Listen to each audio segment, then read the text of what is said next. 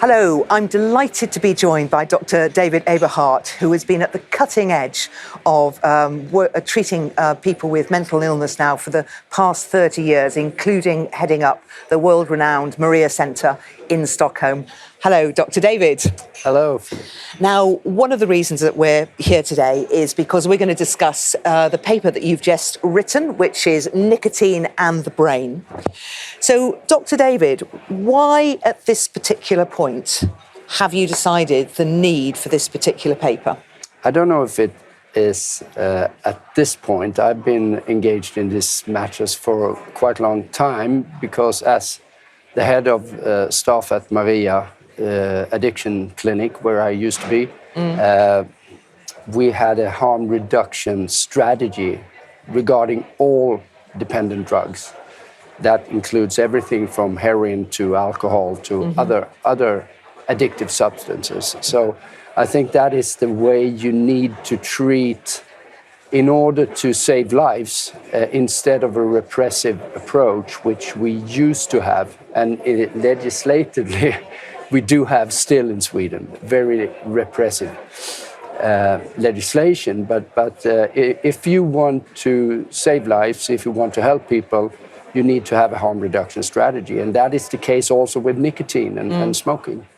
So, Dr. David, could you actually tell us what your definition of addiction is? I don't know if anyone can, actually.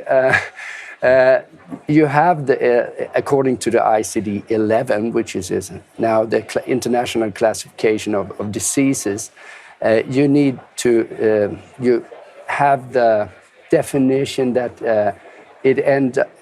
an addictive substance, you need pinpoint some things, but the most important things are that you end up hurting yourself by using the substance, and you use it more than you intend to do.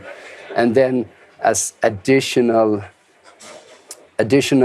criteria is you get a tolerance for it, you get abstinence if you don't use it, etc., etc. So you have certain points that you need to be fulfilled. But would you say that addiction is always destructive? Is it something we should worry about? That is what I write about in this report. Yeah. Obviously, a lot of things that we do in life are meaningless in a strict evolutionary definition of meaning. And then it sort of gets very vague if you continue. There are substances which, without any hesitation, you would say this is a dependent drug, like alcohol, like opioids, like cocaine, etc. And obviously, in order for it to be classified as a very clear addiction, it needs to have this feature of destructing your life. Otherwise, you can say it's a habit. It's like if I take that as an example in my report, it's like if you walk the same way every day to work, or you go jogging 10 kilometers every day, you need to do that, and if you don't do it, you don't feel well. Is that an addiction? Probably. It's not. It's pointless to. You could say you're addicted to this, but since it's not harmful, what's the point calling it an addiction? But I think when it comes to substances, we don't use that. You don't sort of. You don't define it as a habit because it's a substance. But when it comes to things we do, behaviors, we sort of tend to change from this is an addiction and this is a habit. Now, one of the things that most of the studies show is that smoking is over-indexed with people with mental illness. Yes. So they're much more likely to be smokers. Yes. So in terms of stopping what is, a destructive behaviour, you are. What would you recommend that we ought to move smokers onto? Well, That's a very clear answer to that, I would say. If we could change and get people that are having psychiatric illness, mental disabilities, to change from smoking to use nicotine in other ways, that is very helpful. That would save lives. For the group, a group that is really, really sort of, I don't know how to say that, but weak in a sense, or sort of a vulnerable group. And those are the ones that, when we have this repressive legislation, those are the ones suffering, because those are the ones that are not able to quit smoking because of different reasons. They have very much difficulties quitting smoking. So when we have this repressive legislation, we are hurting the ones that are most vulnerable. And Dr. David, if we were to move to nicotine pouches from smoking, how many lives do you think that would save us in the European Union? You can only look at the statistics, and what you see is, like in Sweden, where snus has been a part of, especially, and it's been increasing, the habit of using snus is, we've done it for hundreds of years, but since you got these pouches, and especially now nicotine pouches, which don't even have tobacco in it, it's getting more and more common that people use it among women who did think that snus was sort of messy and they didn't like it, but now they use it more. And what we see is that in Sweden we have 5% smokers on a daily basis in Sweden, which is the lowest in the world. And if you would have that in the whole of EU, we're talking about, I don't know exactly because I haven't counted on it, but if you compare like Belgium or any other country in the EU, you have about 15-20% of smokers at least. And if you can change that to 5%, we're talking about 500,000 people, premature deaths at least. Sara Skyttedal, who is a member of the European Parliament for Sweden. Sara, hello. Hello, nice to be here. Great. Now, you've been doing a really big piece of work on non-communicable diseases as a shadow rapporteur last year. Could you perhaps tell us some highlights of what you've found in your research from that? Well, as you're aware, non-communicable diseases covers, all these diseases that we don't catch from one another. So, for instance, then cardiovascular diseases and various forms of cancer. And in this report, we covered many of these aspects in life that might not be healthy, but for some reasons also are regulated by the European Union. And one main focal point in the negotiations was how to treat alcohol in this report, because there were parts of the European Parliament, especially from the left side of the parliament, that wanted to classify all alcohol consumption, no matter how much or little you want to drink, as harmful, which in the end could lead to a very strict regulation of that product, where we managed to define it instead that, okay, it's over consumption of alcohol that is the thing that needs to be tackled from a regulator point of view. But also, in the case of tobacco, which is another product that is, of course, regulated by the European Union in many ways, also from a national point of view, of course, it's regulated. We managed to get the European Parliament to state that new nicotine products can play a decisive role in actually decreasing the amount of smokers in the Union, which I find is a very crucial part in the attitudes towards tobacco. So, because one of the things that struck me was you were very clearly stating that tobacco was the biggest killer. I think it was something like 80%, responsible for 80% of all deaths, which is a huge, huge figure. So in terms of taking this forward, I mean, how do you think we should bring the smoking rates down across the European Union? Well, of course, I mean, the traditional approaches to have a lot of smoke-free environments and all these things, of course, can play a role and do so. But as a Swede, I'm very intrigued, of course, to see how the situation varies between different member states, where Sweden has, more or less the same amount of tobacco consumption, but much less tobacco-related harms. And this is due to the amount of non-heated tobacco products that we use, especially the traditional Swedish snus, which is a pouch of tobacco that you use that does not have the link to cancer, for instance, in the same way that cigarettes have.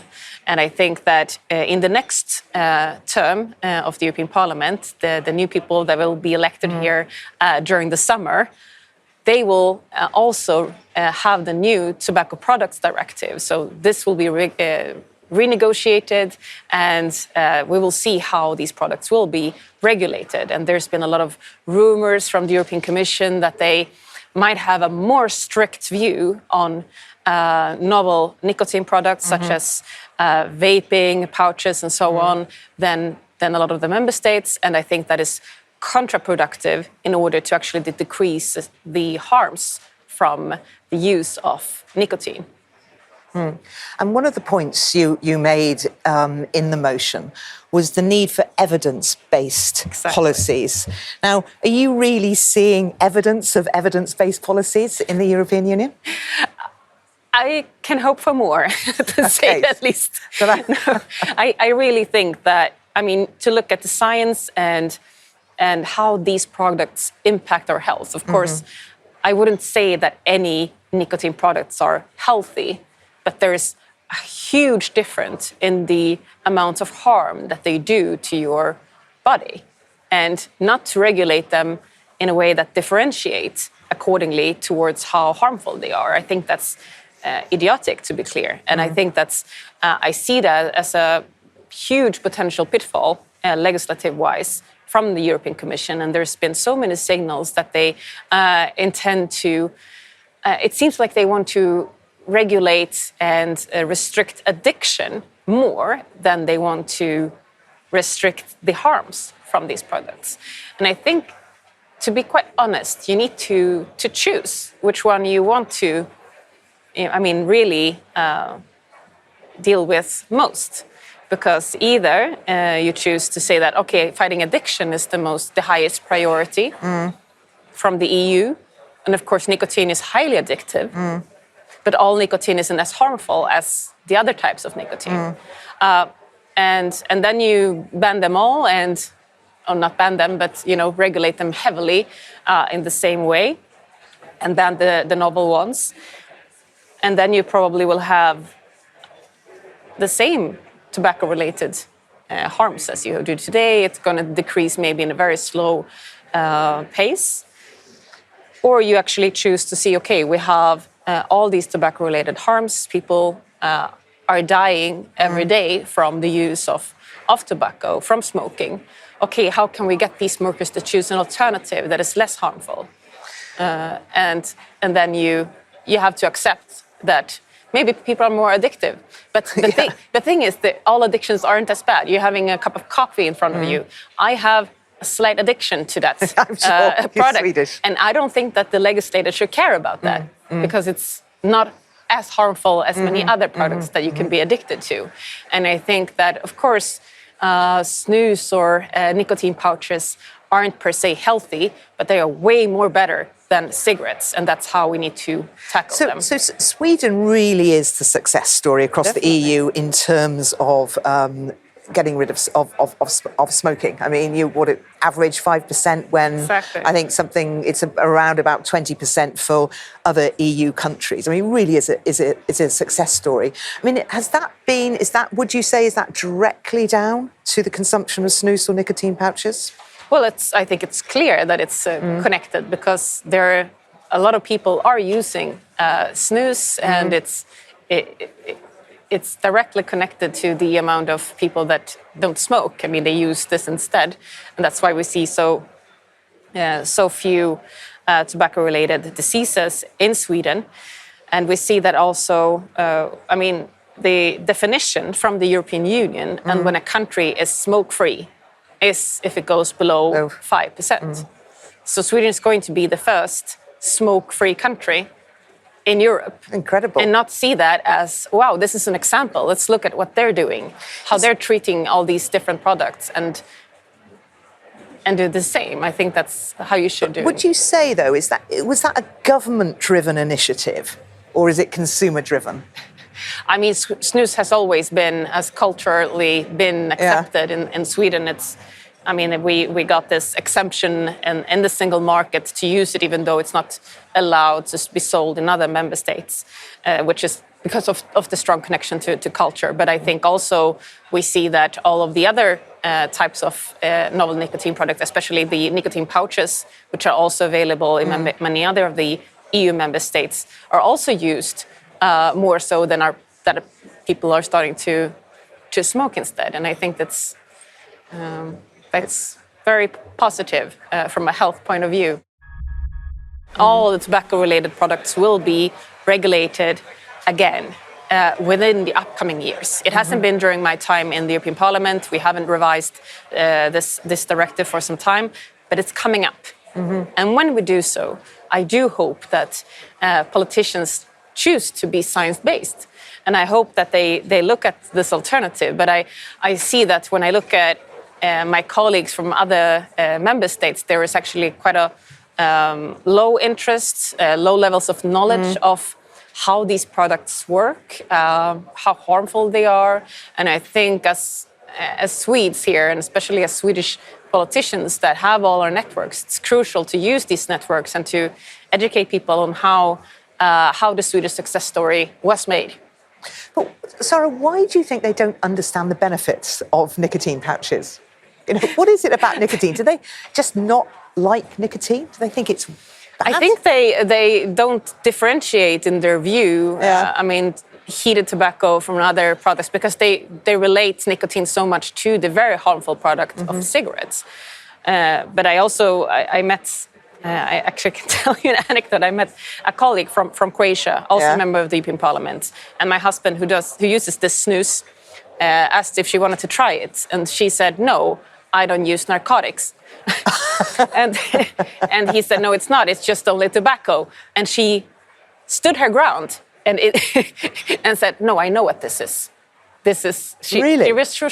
She knew the name was snus, but she was certain it was some kind of narcotic substance in it as well, which I think would be a very massive news if it was so. Of course, it's just tobacco. But so the view of this is it's not really based in reality, so to say. This is just one person, but she is a member of the European Parliament, and I mean, she, in the end, persons like her will decide how we will regulate tobacco in the next upcoming years. Yeah, because it just seems astonishing to me. You can go out and buy cigarettes, you can buy chewing tobacco, you can buy those nicotine patches to put on your arm. But nicotine pouches... It's absurd. Yeah. And all of these things are tools to be used to decrease the amount of smokers, which should be the main goal, because we can clearly see how much damage it does in society, how many people that die prematurely because of the lack of tools to quit smoking. And using nicotine pouches or snus, in the Swedish example, as a way to get rid of the cigarettes is of course great. I mean, of course, probably it's better to quit altogether, but apparently a lot of people like to use nicotine than choose an alternative that is less harmful. It's probably better for you and for society, for health costs and so on. Absolutely. Now, we're hearing on the grapevine that there might be a move to ban nicotine pouches. Is this true? Well, we're not quite sure, but we hear these rumors as well. And I can say like this, when something gets leaked from the commission, leaked, it's normal because they want to see how, something, gets welcomed in the political sphere. So probably there at least are forces within the European Commission that wants to do this. However, I can just say that from a Swedish perspective, if this were to happen, I mean, we will probably see a massive surge of Swexiteers rising up. I mean, if they go after our snus or the pouches, I think a lot of people will react strongly against it. So how, Sara, do you change the culture here? Is it possible to change the culture? It is possible, but it's difficult because I think a lot of the times politicians see, okay, everything bad in society needs to be regulated. And of course, using nicotine pouches is probably a vice. But there are a lot of things in life that we do in our human behavior that aren't good. But I mean, we all do bad things in some extent. They're strictly sense meaningless. As you say, meaningless. And of course, not all of these things should be the focus from a legislator, especially when we actually have a real problem, namely how much smoking kills people throughout Europe and the lack of the current tools that politicians are using with all of these, warning labels, all of this banning, everything. You don't get the whole way. So then, removing a huge part of what could be the solution, namely novel nicotine products, from the toolbox, I think that's absurd. And I do hope that they will have another attitude when the next commission comes in here and will revise the Tobacco Products Directive, because that is our chance to actually to keep the products that we have and not over-regulate them by banning flavoring, for instance, which is something that a lot of people are talking about, which is something that makes these pouches attractive in comparison to using maybe traditional tobacco. Is this something of you from your colleagues generally? Do they agree with you? Or is this very much a Swedish psychiatrist's position? I don't even think it's a Swedish psychiatrist position because I think it's very different views from different colleagues. But what I know is, like, if I look at my British colleagues, they have a totally different approach regarding e-cigarettes, which they recommend to patients. And I think that's the interesting part. It's not the scientific community that has launched this. It's actually the tobacco industry, which makes this even more, I think, comprehensible. Why is it that politicians want to legislate in the way they do? I think it's because tobacco companies are known to be evil companies. So this becomes a moral issue because it's driven by the tobacco companies. And probably, I think, the one that should get the Nobel Prize in medicine and physiology the next time would be the one that invented the pouch for the snus. That has saved more lives than anyone else. It's incredible. That guy. I don't know who it was, though. Yeah. Probably someone at the tobacco company. No, exactly. So it's impossible. He won't ever get it, or she. I'm joined now by Charlie Weimers, who is a member of the European Parliament from Sweden. Charlie, hello. Hi, Philippa. Now, Sweden is the success story of the European Union in terms of fighting smoking. I mean, I think your average is around 5% of smokers, and the EU average is about 20%. Why is that? Well, it's because people use snus and nicotine pouches in Sweden instead of smoking. I mean, Sweden really is a success story. We're talking about maybe the first country in the world being declared by the UN as smoke-free. That's something. It is. And I mean, what's driven this agenda? Is this the Swedish government driving the use of nicotine pouches, or is it consumers? No, it's definitely consumers who appreciate these products, and many of them, like my own mother, regarded snus as the way to get out of smoking. So that's what a lot of people do.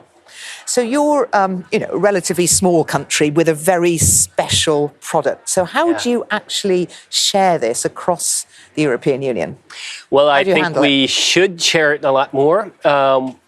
The Swedish government should really push for the rest of the EU to accept snus and to to accept nicotine pouches also in the future. The Swedish Parliament has really made up its mind. It's in favor of this as a method for harm reduction, but it's now up to the Swedish government to take it on. But we're hearing on the grapevine that there's a risk that the European Union will ban nicotine pouches. Yeah. Do you think this is true? There is definitely a risk. There is an updated tobacco product directive upcoming in the next mandate, and who knows what the Commission will do. What I do know is that the European Parliament is on the side of the consumers. We Sweden Democrats, we were able to get a majority in favor of science-based approach to these issues, and I certainly hope that the Commission will take the same approach. But do you think that the European Union, the Commission, actually understands the benefits of nicotine pouches? Well, I think parts of the EU, I mean, where we're sitting right now, the European Parliament, people have actually gotten more insight. But there are very strong forces within the European Commission, and we have seen how they are using anti-nicotine activists as experts. You're pretty sure to get the answer you ask for if you engage those people. But so what should the Swedish government, what should Swedish politicians be doing to push the case? Well, the Swedish Parliament has actually adopted a harm reduction policy, but it's now stuck in the government, and we're awaiting the government to actually put down its feet, to take action and to push for this in upcoming negotiations in the Council. We will do our part in the European Parliament, be so sure. I mean, to me, it just doesn't seem logical because you can go out here in Brussels, buy cigarettes legally, you can buy chewing tobacco, you can get those patches on your arm. Yeah. But this resistance to nicotine pouches just doesn't seem to make sense. I mean, what are the underlying, what do they think that nicotine is dangerous? Well, they probably do. They are probably not looking at the latest research. And for sure, nicotine is not a health product, but it's not cancerous.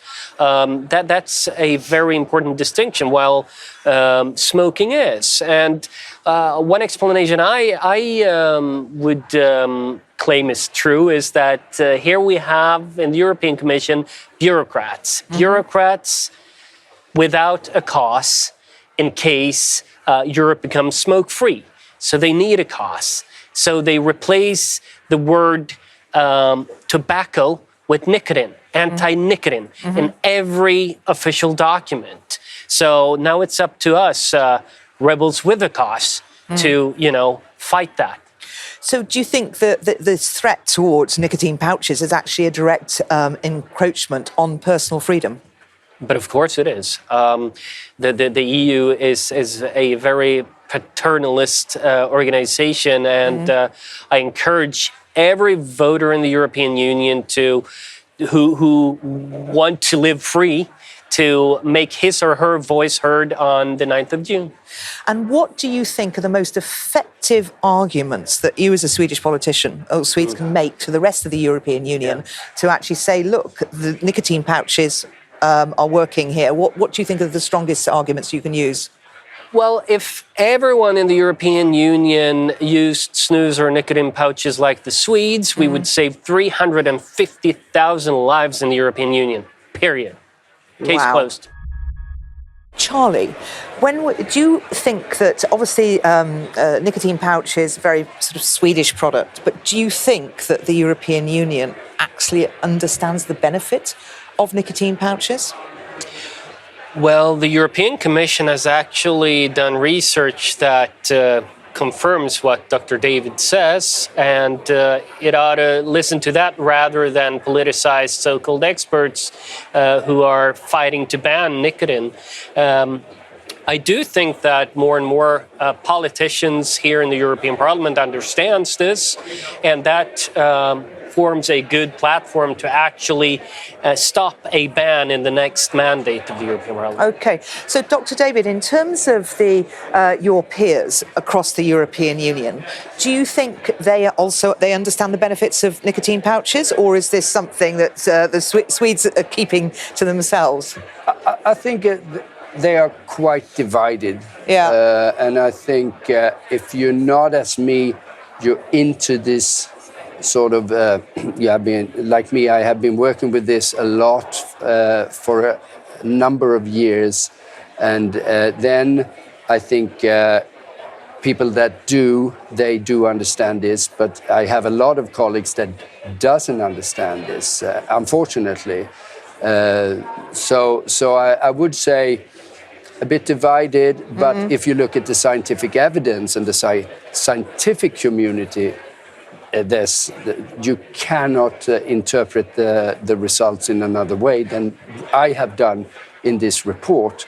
And I think you come from Britain, my British colleagues, they also use these strategies more than we do in Sweden. You know, the British psychiatrists and the specialists in addictive medicine, they tell their patients you should use e-cigarettes instead of smoking, for example. We don't do that in Sweden, which I think is a pity.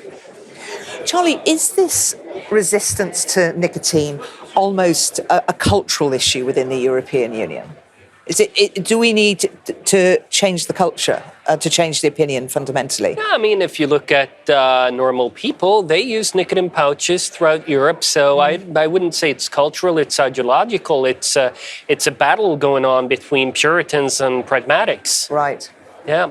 And one needs to realize that people will want to use nicotine also in the future, so ban is not an option.